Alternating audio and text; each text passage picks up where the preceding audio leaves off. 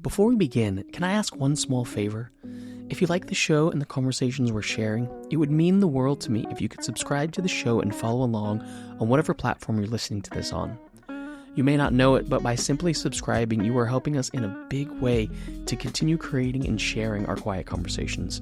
Thank you so much. Now, onwards to the show.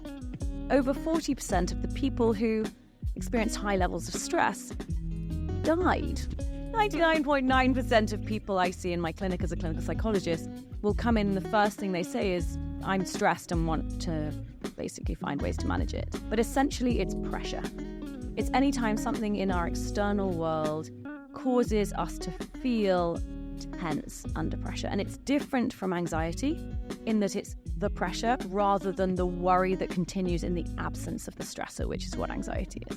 If you've had a panic attack, it's absolutely terrifying. You literally think the world is going to end or you're going to have a heart attack. It's horrendous. So for someone to say, oh, you just need to breathe through it, you're like, so you know that I'm dying, right? And you just want me, to breathe around a square. What? Your brain slips you into challenge mode, and it basically sets up your body, your whole cardiovascular system, and your breathing, your nervous system, to support you in that challenge. This week on The Quiet Life, we're talking about stress. And so I'm speaking to Dr. Sophie Mort, aka Dr. Soph, a clinical psychologist, Sunday Times bestselling author, and is the British mental health expert for Headspace.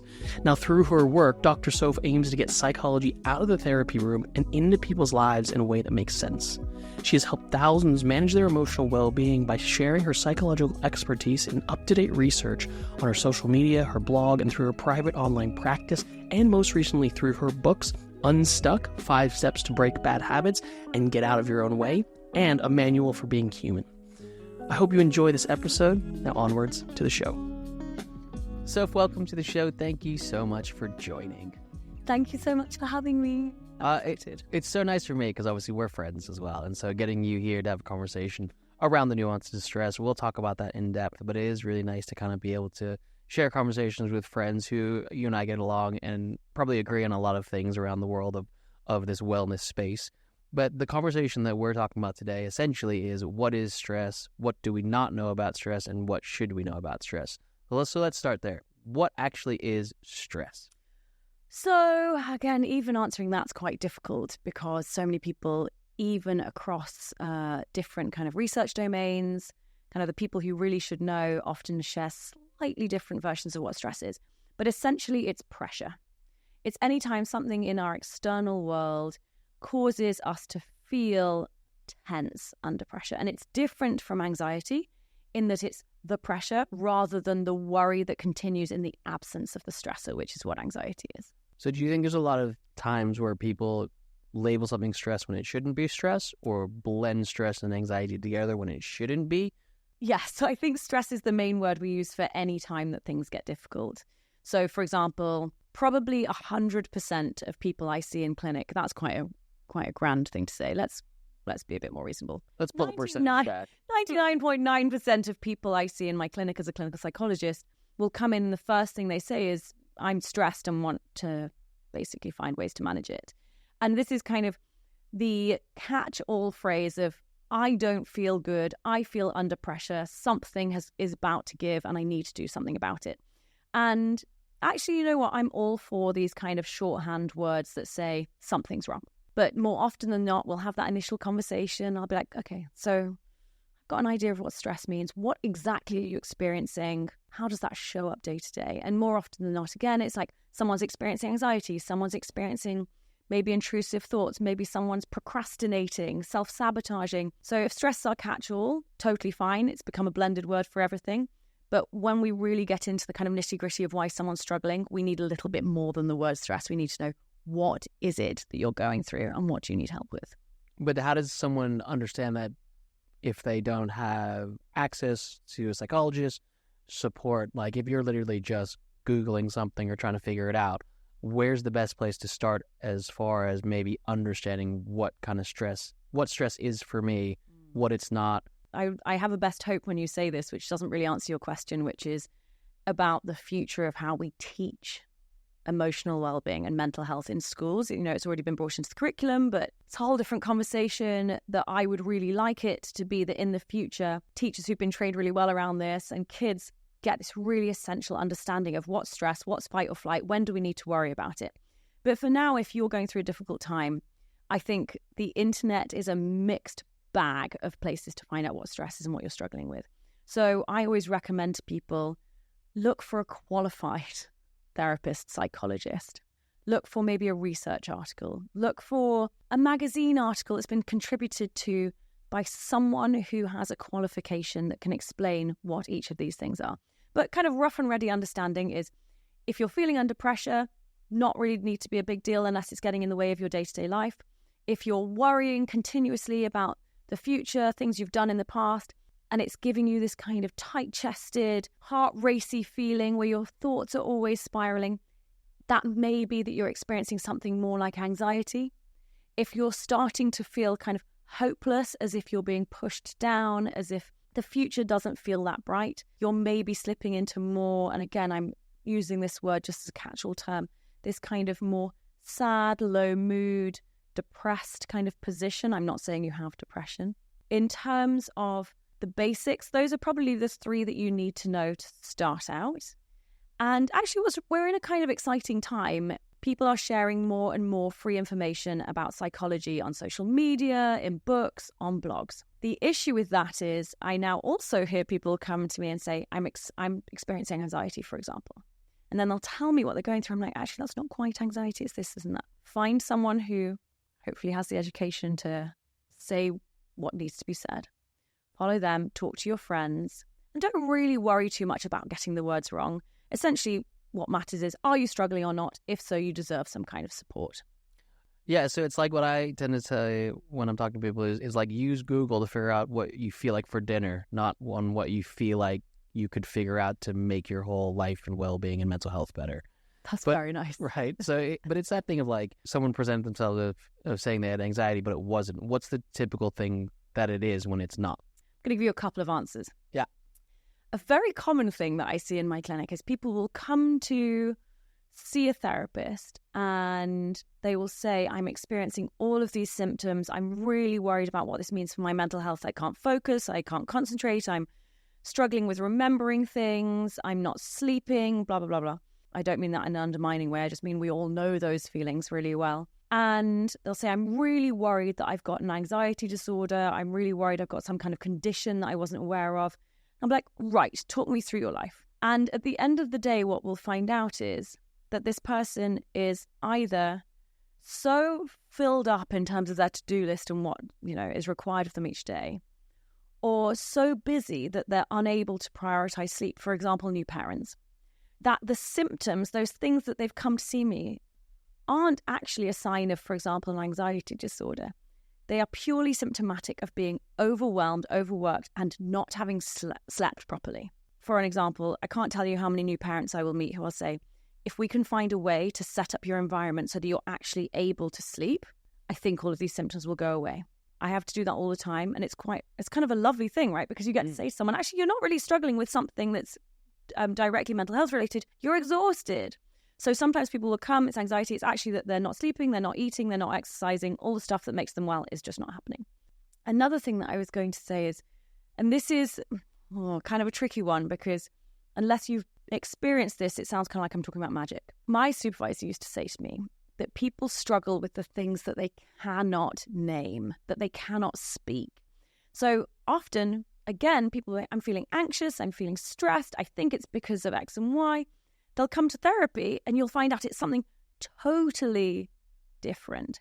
So if you imagine an iceberg, right? The tip of the iceberg are the symptoms that you're experiencing. So that could be anxiety, sleep loss, difficulty concentrating, impulsive thoughts and feelings.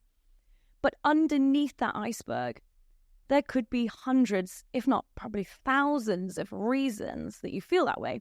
And you and I could have exactly the same symptoms, but for a multitude of different reasons. And so I realize I haven't quite answered your question, but it's because these labels that we use really help signpost us into understanding a cluster of symptoms so that we can then dig down and say, Okay, if we just need to do the symptoms, let's just tackle those. But if we really want to treat the issue, we'll dig down and find out what's going on for each of us, because it could be different person per person. Hi friends, I hope you're enjoying listening to the show. One of the ways that we can keep this pod going in the best possible way is by the help of some of our amazing partners and friends. So if you can give me just a few moments to listen into these ads and messages, it would be so appreciated. Exhale is a choice to take control of your mind and mental health.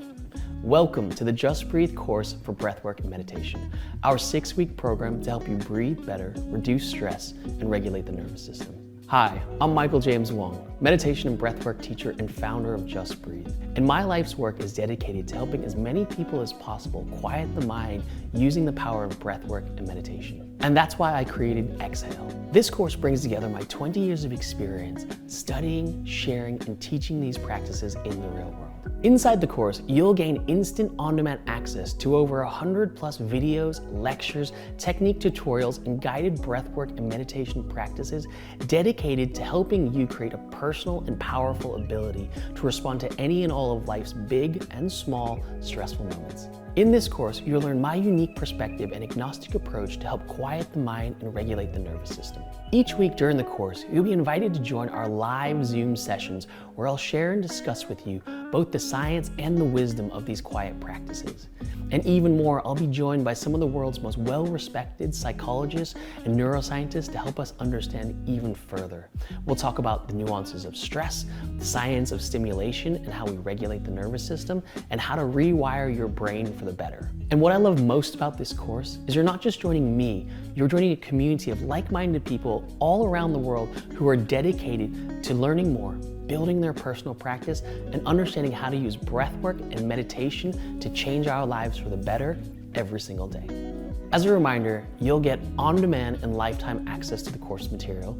You'll have access to 100+ video lectures, techniques, and practices. And you'll have 6 weeks of live talks and lectures and learnings with me on breathwork and meditation. You'll have 3 amazing talks with some of the world's most well-respected psychologists and neuroscientists, and you'll become part of our global Just Breathe community. So join us on the journey as we take control of our mind and mental health. Welcome to Exhale. The course is now open. See you on the inside.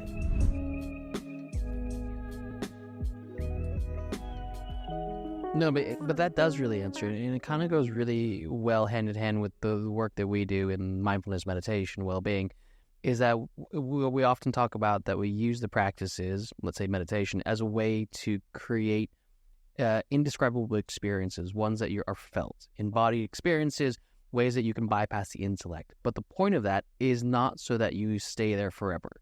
It's so that you regain the capacity, the rest, the sleep, the ability to then be able to articulate, to be able to describe, to be able to have the capacity to discuss and have meaningful conversations, or be able to talk through it with a therapist or work through it with the right professional support. And so it is that really interesting thing where people tend to think, oh, well, you come into mindfulness-based practices as the solution. And for me, it's a really important thing. It's a nuanced thing, is that's not the solution. It's a support. It's a complementary, integrative practice to greater solutions, right? Yeah. To the supportive ones that come from the professional expertise. Now, obviously, we're friends and I know your background. I know you've got a master's in neuroscience and a doctorate in clinical psychology. So can we talk about the neuroscience of stress? What actually happens when you get stressed? Your brain slips you into challenge mode, and it basically sets up your body, your whole cardiovascular system, and your breathing, your nervous system, to support you in that challenge. Now, if you think kind of historically, a lot of the challenges, and I say historically, I mean thousands to millions of years ago in terms of evolution, when you think about that, the kind of challenges that we would have faced were basically physical, right? So how do I fight against this potential predator and survive? How do I win back my resources from a different tribe who've come in and stolen them?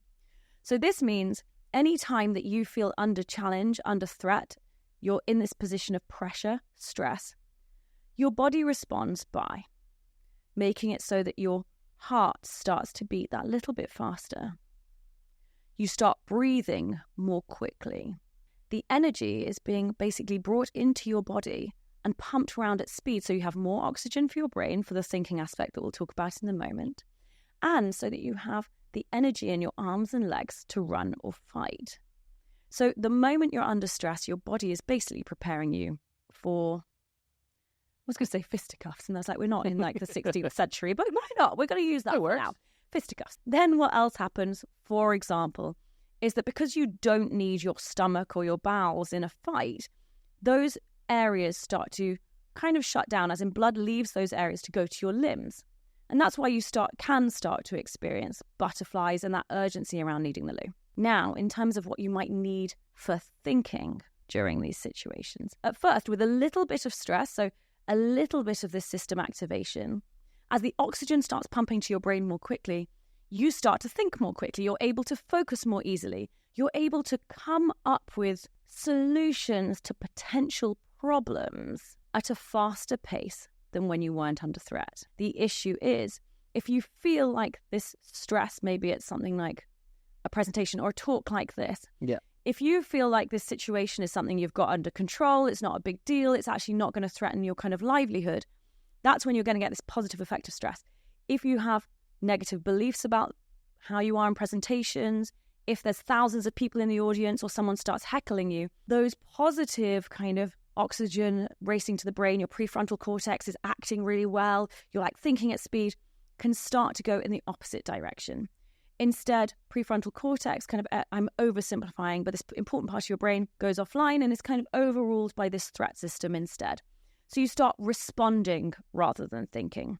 And for anyone who's been really stressed out to the point of quite intense anxiety, we talked about anxiety being worry rather than just pressure. What can happen is, and again, this makes sense in terms of evolution, is our brain starts thinking, hang on, so if I'm under threat now, what information do I have from my past that can help me in this current situation? Which means it almost rifles through your drawers of negative life experiences from your past and goes, how about this? How about this? Will this help you now in a situation such as giving a presentation or podcast? If you're feeling kind of anxious, this means that you've gone from feeling like, oh, I'm so witty, I'm so sharp, I'm answering questions quickly, to reliving everything that you've done wrong or that's gone wrong or that's been difficult in your past. Not because there's something wrong with your brain, but because your brain actually thinks it's trying to help you in this scenario. So that was kind of a full body explanation of stress, but hopefully that helps. Yeah, but it does help. And I think what's helpful for people listening as well is that I think, and obviously you've explored this and you talk about this a lot, that stress isn't always negative. So the ambition isn't to have no stress, right? Yeah. So what's that nuance between good stress, bad stress? Well, I learned a new word yesterday. Do you want to hear it? Yes. I hope I'm going to say it right. I did get Google to say it. And it is eustress.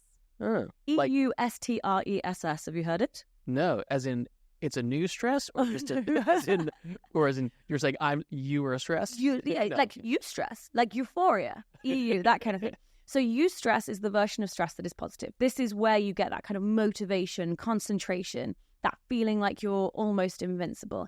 Distress is where stress kind of switches over the line and becomes this demotivating, cloudy thinking process that actually, hinders you in the long term. But when you say eustress, is that a new clinical term, or is that just a new casual way people are talking? Is that the Gen Z version? There's no cash about this. This guy, I think, is from the 80s. It's been around for a long time. I just can't believe I hadn't heard about it till yesterday. So researchers and anyone who works in this field has known for a long time that there are aspects, firstly, stress is adaptive, and there's a reason that we have it, and that there's aspects of it that are positive. Now, to kind of slip into eustress, normally it's because the thing that's stressing you out is something that you're kind of pleased about, right? Like when you go and do I skateboard very badly, and I surf pretty much as badly. And it's a very stressful thing to do, right? You basically, if you go wrong, you're going to slam into the ground or slam into the ocean. I've got stitches all over my body from each of these things. But when I go to skate, there's a very real threat of injury. I'm outside of my comfort zone, but I experience this eustress, right? Because I'm excited about the challenge. I'm not thinking, oh God, is everyone going to laugh? Well, actually, I do think about that. But it doesn't worry me. So if you're engaging in something that gets you outside your comfort zone, but A, you think I can cope with this, or B, I'm excited about it, you're more likely to get those very positive effects of stress. If the stress is kind of ongoing, if you feel like it's unjust and that you don't have any kind of say over it, if the situation is just too pressureful, you're more likely to slip into that distress side of stress. The good news is there are ways of managing distress and kind of making eustress more likely. But yeah, it's interesting because since learning about eustress, I, in 24 hours, have started to be like, oh, skateboarding, it makes me eustressed. If I used that at the skate park, I'd be laughed out at the skate park. But, just for now, it's a good word. But I guess what I suppose is really helpful then for context, does that mean stress is subjective? Pretty much, especially as the things that stress you out and the things that stress me out will be totally different. I'm just going to give a quick kind of example here. Are you a perfectionist? Me? Yeah. I used to be, let's call it recovering perfectionist. Great. So me too. I mean, that just means perfectionist who's trying desperately to pretend they're a recovering perfectionist. I'm going to give you an example. So the things that basically slip us into a stress response will differ. The stuff that we share, right? If like we're overwhelmed with work and we feel like we've got no way out, all of us are going to feel stressed. But the things that stress you and I out will be based on our life experiences and the things we believe to be good and bad. Now, without kind of oversharing, I'm a perfectionist because I learned at a very young age that maybe I would be given kind of the love, attention, connection that I craved if I got everything right? If I was the best at everything I did. I wasn't told that explicitly. I learned that as a kind of survival strategy, right? Try and make sure I get the things that I need by always being good. Now, this means that any time, for example, I do something that may seem imperfect, I experience stress in the way that someone else may not. I might see a typo in an email and think, oh my God, my entire career is about to be over if I leave it there. I might not be aware of that thought. I might just experience none of the clear worry, just the pressure in my body, that preparation to run or fight, wholly inappropriate responses to a typo in an email, right?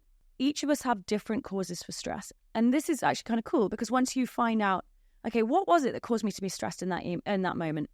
Why does that typo give me a kind of racing heartbeat? When we say, what do I fear will happen if I carry on along this vein? We can find out the thing that causes us stress and we can say, what's kind of the likelihood that's true and false? What can I test out to see if it is true and false? And we can start tackling stress in a different way. And one thing you always say, and I always remember every time it comes up, the idea to name it to tame it. That's the thing that I remember you always used to say to me, and I always remember it. I was giving a talk last year in New York, and it was this big conference talk, and I was there. I was in for a talk, and it was coming back to the idea of how do you essentially localize stress to the point where you can actually name it to tame it. How do you give it, the brackets in which your brain can understand or intellectualize what's actually going on? So I came up with this acronym using the word stress. I'm going to run it by you. Love it. Have you in the room. Is the acronym STRESS, STRESS. Yes. And essentially it's the 6 conditions that help us understand stresses out, right? So S being situational, right? T being time-based things, miss the train, miss the plane, running late. R being responsibility-based. I have children, I need to be an adult, all of the responsibility of paying a mortgage. Emotional, so the subjective nature in which we respond to our environments or experiences. And then SS, so the last 2 S's are society pressure. Yes. So, and I'd put societal pressure in that, including like family pressure. Yeah, right? 100%. And then the last one, which is always the one that people find interesting, is the one you already mentioned, is sleep deprivation. Yeah. Right. So for me, it was thinking about how do we contextualize this in a way where, let's call it, an everyday person can have a localized or an itemized way of saying what kind of stress am I facing so they can name it to tame it. Love it. Situation, time, responsibility, emotion, society, and sleep. Thoughts? I adore it. I adore it because this ties really nicely back to the first thing you asked me about kind of this blending of language and does it matter about using the right words? I know that's not exactly what you said. For people who have no language around their emotions, simply saying, I'm stressed, not stressed, is the first step to naming it to taming, right? So when we name it to tame it, it's naming the experience that we're having, changes the way that your brain is reacting. It dampens down the emotional response so that you feel less distressed in the moment. Now, stress is the first step to getting there. But in an ideal world, often people will know, as I said, they'll know that they're feeling stressed, but they don't know what's going on. So the idea that you could say, is it STRESS? Yes, I can spell. Which of these things is it? And then if I drill down further, what is it exactly that's going on? You're going to have this more kind of focalized understanding of what you need to tackle. And also you can say, this feeling I'm experiencing is. And you're going to have better emotional intelligence as an understanding of yourself and more control. But there is one thing I want to say, and that is for anyone listening, I mean, maybe the people that we're talking to have already kind of drunk the Kool-Aid, right? They're like, I love talking about emotions. I already have all this language. But I'm assuming certain people will also be thinking, you know what, I don't always know how I feel. For those people who don't have the words yet, one of the best things you can do is simply when you're feeling slightly different to calm, or simply just do this multiple times per day so that you know, like, oh, this is the feeling when I don't feel great, is scan your body and simply say, I have tightness in my chest. My throat feels a bit constricted. I feel kind of teary. Or I just feel like there's cotton wool in my head. That, when you practice that over and over again, is going to give you your personalised language that explains how you feel. And then that will be how you name it to tame it. You don't have to use the clinical language. You just need something that says, I recognise something's happening, I'm going to name it, and then I'm going to look after myself. Yeah, I love that. From a meditation point of view, when we look at the wisdom practices, we would often talk about that. There's a distinction between stimulus and sensation. Yes. Right. So stimulus is that which comes at you effectively, and the sensation is your intellect making sense of it and giving you a unique experience through it. Yes. And then I suppose it swings further to go from sensation to sensational or sensationalism, or then you stress, panic, create this kind of catastrophization of the stimulus. Yeah, we call that second arrowing sometimes in therapy. Have you heard that? So thing happens, then you make sense of it through your own kind of worldview, and then that arrow that comes down is actually then the way that you experience it, right? So let's say, for example, I fear stress. You know, we've talked about this earlier in our own kind of personal chat. If you fear stress, then you experience tension in your body. If you're like, stress is bad, what happens? The arrow comes down, it says, stress is bad. So the next thing is, oh my God, I'm in danger, right? I think that's what you're talking about. Yeah, absolutely. And then the sensations that you get then flare up, and you have this huge kind of change in events that's not actually linked to the stimulus anymore. Yeah. Yeah. I mean, so one of the outcomes of stress often is fear, right? Fear in that stress response. And even for you, when you're talking about like skating and surfing and you have this eustress, this element of positive stress, or just the fact that you can almost bypass the fear response, or you can choose to believe it if it is. Is that a clinical thing? Like, is there an element of proof that goes with that? You can almost subjectively choose to believe stress or not, or is that just kind of anecdotally ways to deal with stress? I mean, I do love an anecdote, but I much prefer research, don't you? Well, I mean, you're the neuroscientist, clinical psychologist, I'm the meditation teacher, so I do love a good analogy and metaphor, but what do you got? Anecdotally, I have seen many people experience much higher levels of stress because they've learned to fear it. Research-wise, what we know is through multiple studies. One, for example, big one that stands out, like comes to mind, is from 2012, where a research team followed 30,000 people across 8 years, looking at multiple different variables, one of them being kind of the amount of stress they'd experienced in the year prior, and also their beliefs around stress. What they found was, this is an alarming stat, is that over 40% of the people who experienced high levels of stress died within, the kind of time that they followed them. They also found, however, that whilst this suggested that stress was a risk factor, literally could kill you, that for those people who didn't believe that stress was dangerous, who saw it as something that could be helpful and positive, that risk factor went away. Now, in this unbelievable TED Talk by Kelly McGonigal, I think it's had like 33 million views. She summarizes this data and she says, if this is the case, that means that within that year, the belief that stress is bad for you was the 15th biggest killer of everyone in the United States of America. I mean, that's wild, right? Simply believing that stress can be bad for you can put you in danger. Now, how is that possible? So another piece of research done in the same year got people in and asked people to sit through this kind of stress test. Now, a stress test involves, it does sound quite stressful actually. So you kind of go into a room and without any warning, you're told to describe all of your kind of positive and negative qualities, I think it's mainly negative qualities, to a panel of interviewers who are going to rate you on your discussion of yourself. Then when that's done, you have to do a maths test, fun, and you have to count backwards, basically, I think it's in sevens. And I think you're being heckled at the time too. Sorry if that last bit's not true, but that's certainly the stressful version in my mind. Like it would make sense. Right? So someone's like, you're going too slow, faster, terrible. I'm sweating just thinking about it. So you get put in this scenario. Now, what they found was that the people who'd been trained to believe that stress was helpful, was setting them up for the challenge, right, was going to give them this burst of adrenaline that was going to help them think more quickly, think about the stuff we talked about already. They came through the test feeling more confident, more calm, but most importantly, I mean, compared to the group who were told the opposite, right? But most importantly, when they followed their cardiovascular system, their physiology was different between the two groups. The people who'd been trained to believe that stress was useful, their vascular system, their veins, their vessels, did not constrict. This means that literally the blood flow continued unobstructed. Their vascular system mirrored more what we think about in terms of joy, moments of excitement. The people who'd been taught that stress was negative had the opposite. They had this more kind of traditional view of what we think of vascular systems looking like during stress. Their vessels, their vascular system constricted. Now, one of the reasons that we think stress, long-term chronic stress, has such a negative impact on the cardiovascular system is this, right? That if you're under pressure and it becomes too much, your vascular system is so constricted it leads to wear and tear.